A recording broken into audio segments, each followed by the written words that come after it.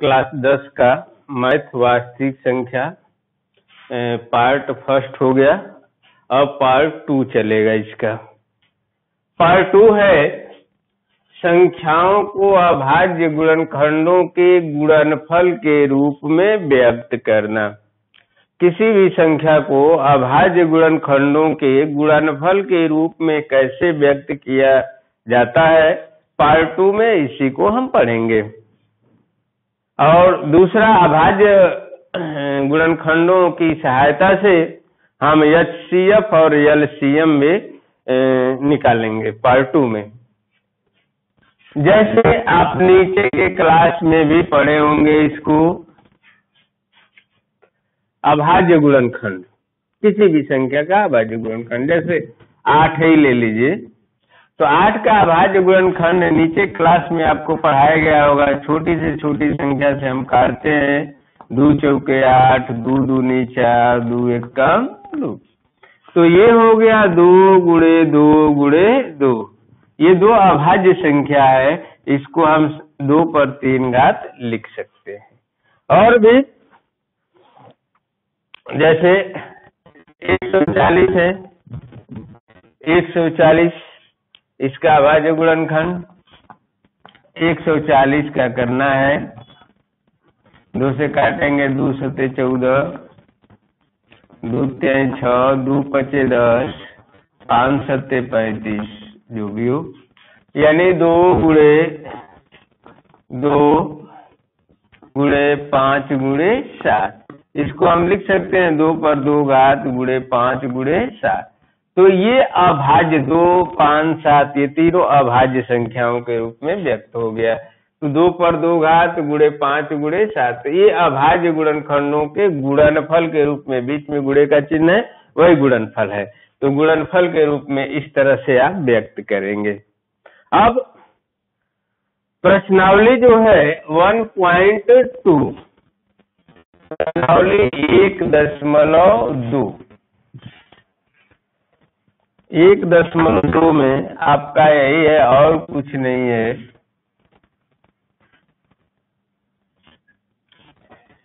प्रश्नावली 1.2, पहला प्रश्न पहले का एक बता दे रहे हैं। आइए देखा जाए क्या है। पहला प्रश्न है, इनकी संख्याओं को अभाज्य गुणनखंडों के गुणनफल के रूप में व्यक्त कीजिए। जैसे इसमें आपका तीसरा प्रश्न, तीसरा है पहले का तीसरा,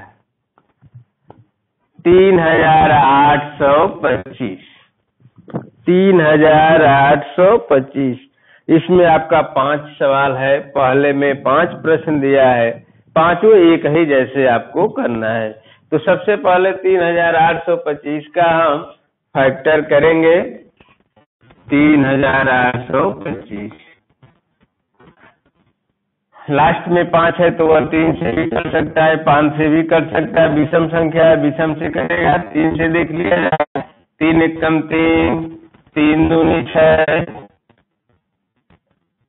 3 दूनी 6, 3 सते 21, 3 बचे 15, 3 से कट गया। फिर 3 से काटे, 3 चौके 12, 3 दूनी 6, 3 बचे 15। अब 3 एकम 3, 3 से नहीं कटेगा, 5 से कटेगा, 5 अठे 40, 25 25। फिर 5 से कटेगा, 17 बार, 17 पचे 50, 17 एकम 17। तो 3825 का हो गया 3 गुणे 3 गुणे 5 गुणे 5 गुणे 17। तो ये अभाज्य गुणनखंड हो गया 3 पर 2 घात 5 पर 2 घात गुणे 17। ऐसे आपको करना है। तो पहला प्रश्न सभी लड़के कर लेंगे, ठीक इसी तरह से, कोई दिक्कत नहीं होगी। दूसरा प्रश्न आपका है,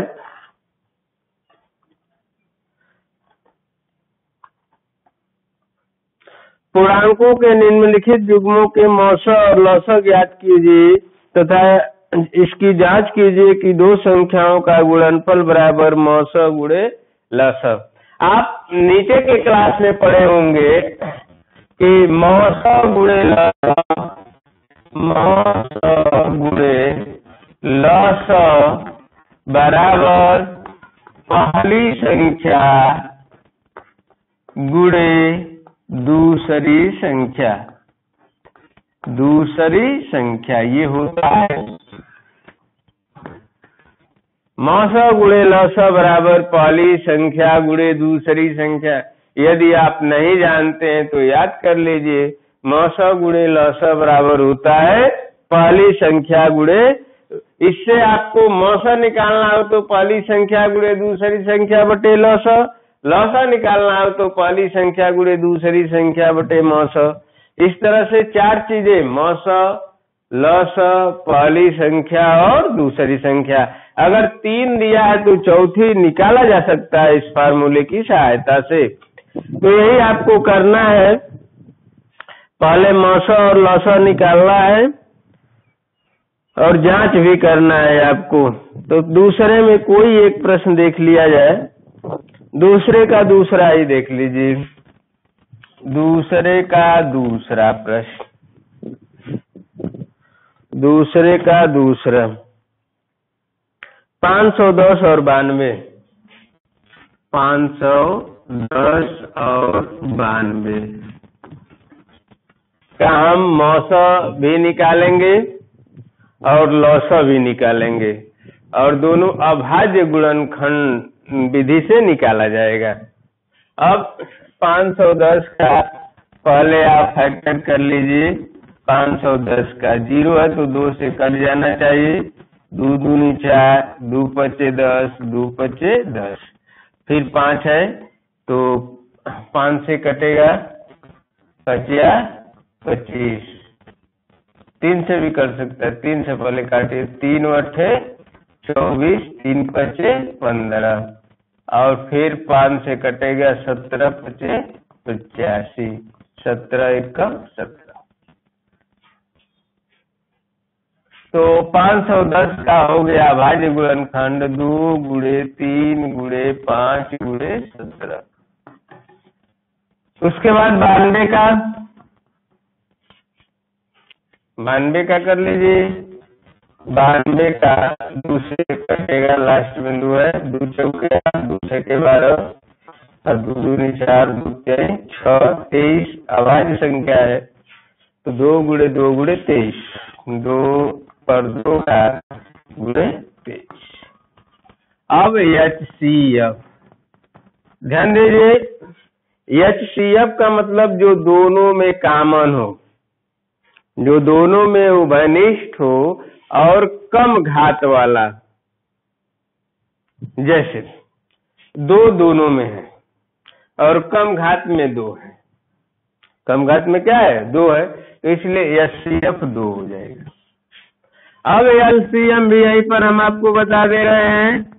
LCM पहले दोनों में उभयनिष्ठ देख लीजिए, 2 दोनों में है, अधिक घात वाला LCM बनता है, यानी 2 का स्क्वायर, और जो बचेगा उसको भी हम गुणा कर देंगे तो LCM हो जाएगा, यानी 3 गुणे 5 गुणे 17 गुणे 23। अब इन सब का आपको क्या करना है, गुणा करना है। तो इन सब का आप लोग गुणा कर लीजिएगा। गुणा करने पर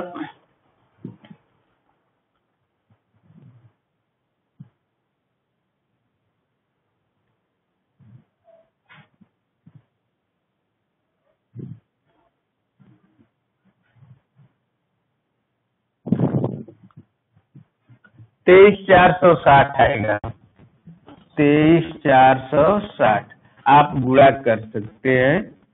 गुणा करेंगे तो 23,460।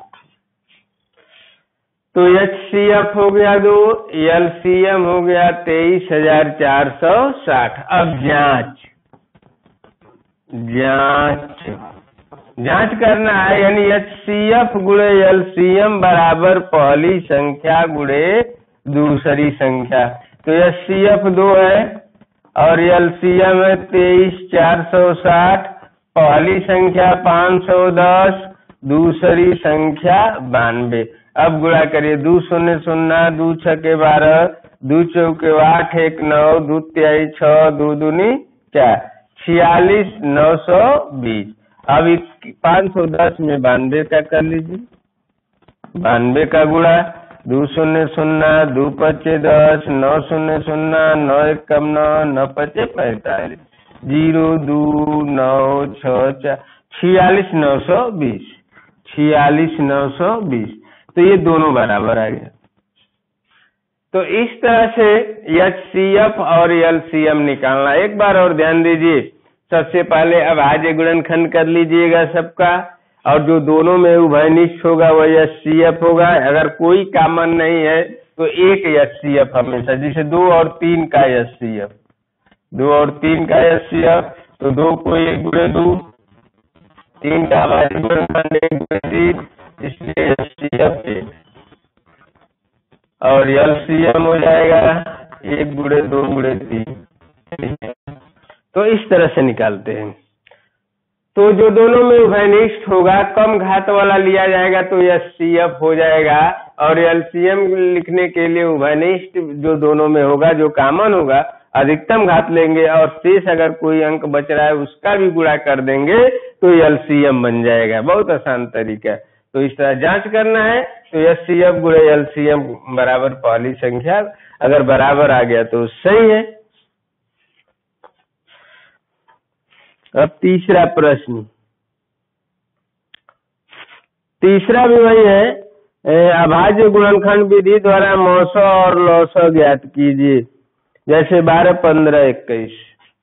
प्रश्न नंबर 3 का एक उदाहरण, 12 15 21। तो 12 का फैक्टर 2 दूनी 4 तिहाई 12, 15 का फैक्टर 3 गुणे 5, और 21 का फैक्टर 3 गुणे 7। एचसीएफ, पहले एचसीएफ जो तीनों में उभयनिष्ठ है, इसको 2 पर 2 घात लिख सकते हैं 3, तीनों में कॉमन क्या है 3 है, तो एचसीएफ 3। और एलसीएम लिखना हो तो जो तीनों में है उसको पहले लिख लीजिएगा, और इसके अतिरिक्त जो बचेगा, यानी 2 पर 2 घात बच गया, इसको भी लिख दीजिए, और 5 भी बचा और 7 भी बचा।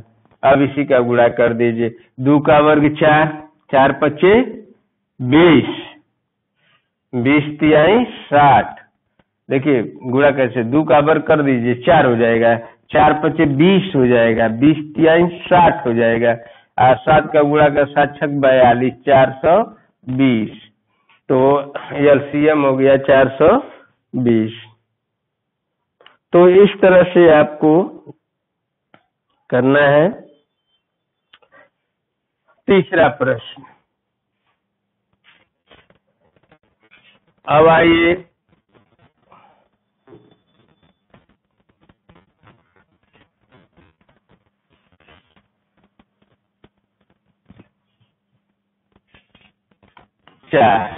प्रश्न नंबर 4 पर ध्यान दीजिएगा।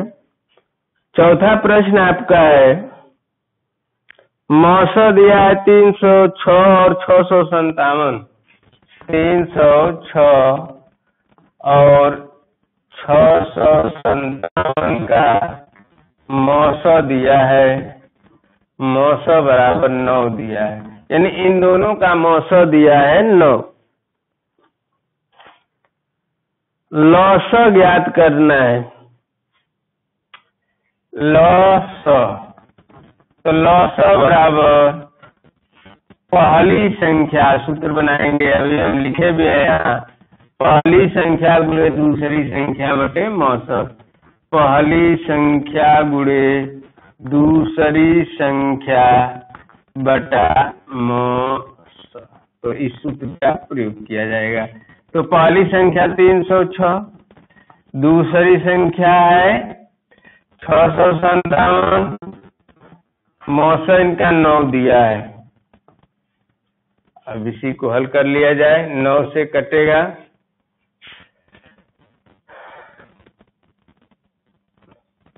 9 9 7 63, 9 से नहीं कटेगा, 9 9 1 कम 9 9 30 27, 306 में 9 का भाग, 3 से काटिए, 3 दिली के 9, 3 दाम में 30, 3 दूनी 6, अब 3 से कट जाएगा, 3 दिली के 9, 3 चौके 12, और 34 में 657 का गुणा, 657 का 34 में गुणा, 4 7 28, 4 5 20 2 22, 4 6 24 2 26, 3 7 21, 3 5 15, 2 17, 3 6 18 1 19, 8 2 1 3, 7 6 13, 9 2 11 1 12, 1 2, 22 338, 22 338। आप एक बार इसको हल करके देख लीजिएगा, 22 338,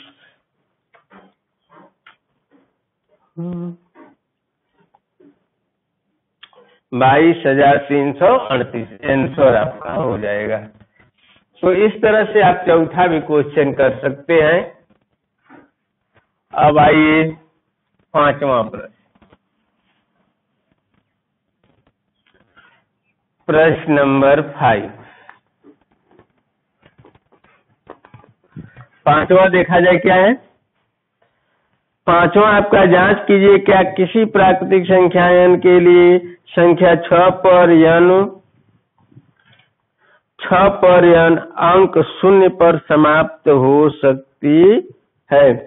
किसी भी प्राकृतिक संख्या n के लिए संख्या 6 पर n 0 पर समाप्त, अगर कोई संख्या a पर n घात है, ध्यान दीजिए, यदि कोई संख्या a पर n घात है तो यह 0 पर समाप्त तभी होगी जब a के अभाज्य गुणनखंडों में 5 हो। यानी a का अगर अभाज्य गुणनखंड किया जाए और उसमें 5 आए, अंक 5 आए, तो वह संख्या 0 पर समाप्त होगी। अर्थात जैसे आपका दिया गया प्रश्न 5वां है, 6 पर n घात, 6 पर n घात, तो 6 पर n घात का 6 का अभाज्य गुणनखंड, 6 का अभाज्य गुणनखंड, तो 6 का अभाज्य गुणनखंड क्या होगा? 2 और 3 होगा। क्या होगा? 2 और 3 होगा। क्योंकि इसके अभाज्य गुणनखंडों में, अभाज्य गुणनखंडों में 5 नहीं है, अतः यह संख्या, यह का मतलब 6 पर n घात 0 पर समाप्त नहीं होगी, 0 पर समाप्त नहीं होगी। तो ऐसे आप लगाएंगे। तो जो भी संख्या हो, अगर n घात है, जहाँ n एक प्राकृतिक संख्या है, तो 0 पर तभी समाप्त होगी जब उसकी अभाज्य गुणनखंडों में 5 हो। छठा प्रश्न, प्रश्न नंबर 6। छठा देखा जाए क्या है। व्याख्या कीजिए, भाज्य संख्याएं हैं 7 गुणे 11 गुणे 13, 7 गुणे 11 गुणे 13 प्लस 13। इसमें 2 प्रश्न है, एक प्रश्न हम समझा दे रहे हैं और दूसरे को वैसे ही कर लीजिएगा। इसमें ध्यान दीजिए, 13 कॉमन हो जाएगा, तो 7 गुणे 11 प्लस 1 हो जाएगा। अब ये हो गया 13 गुणे 11 7 77 1 78। तो एक संख्या भाज्य आया और एक संख्या अभाज्य आया। 13 अभाज्य है और 78 भाज्य है। तो एक अभाज्य संख्या हो और दूसरी भाज्य संख्या हो तो उनका गुणनफल सदैव भाज्य होता है। अभाज्य संख्या और भाज्य संख्या का गुणनफल क्या होता है? सदैव भाज्य होगा। अभाज्य संख्या अगर एक है, कोई भी एक अभाज्य है और दूसरी भाज्य है, तो इनका गुणनफल भाज्य होगा। क्या होगा? भाज्य होगा। कोई भी संख्या आप लेकर देख सकते हैं। तो वह सदैव भाज्य होता है। तो यह क्या होगा?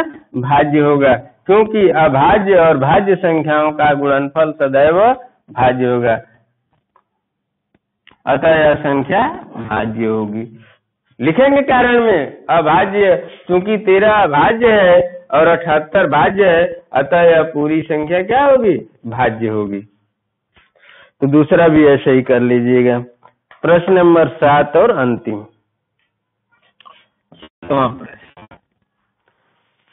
किसी खेल के मैदान के चारों ओर एक वृत्ताकार पथ है। इस मैदान का एक चक्कर लगाने से सोनिया को 18 मिनट लगते हैं, जबकि इसी मैदान का एक चक्कर लगाने में रवि को 12 मिनट लगते हैं। मान लीजिए वे दोनों एक ही स्थान में एक ही समय पर चलना प्रारंभ करते हैं, एक ही दिशा में चलते हैं। कितने समय बाद वे पुनः अपनी प्रारंभिक स्थिति में होंगे? ऐसे प्रश्नों को हल करने के लिए दोनों का एलसीएम निकालेंगे, यानी लॉसा निकाला जाएगा। किसका किसका? 12 और 18 का। तो 12 का भाज्य गुणनखंड 2 गुणे 2 गुणे 3, 18 का भाज्य गुणनखंड 2 गुणे 3 गुणे 3, 2 पर 2 घात गुणे 3, 2 गुणे 3 पर 2 घात, इसलिए लॉसा हो जाएगा। दोनों में कॉमन अधिक घात वाला लिखा जाता है 2 का वर्ग, और ये हो गया 3 का वर्ग। 2 का वर्ग 4, 3 का वर्ग 9, 4 9 36, यानी 36 मिनट बाद पुनः वे दोनों एक साथ मिलेंगे। तो इस तरह से पार्ट 2 में प्रश्नावली 1.2 का हमने पूरा सवाल आपको बता दिया। तो आज आप प्रश्नावली 1.2 करेंगे। इसमें जो भी आपको दिक्कत होगी कमेंट में हमें अवश्य लिखिएगा, और इस वीडियो को लाइक और सब्सक्राइब जरूर कीजिएगा। धन्यवाद।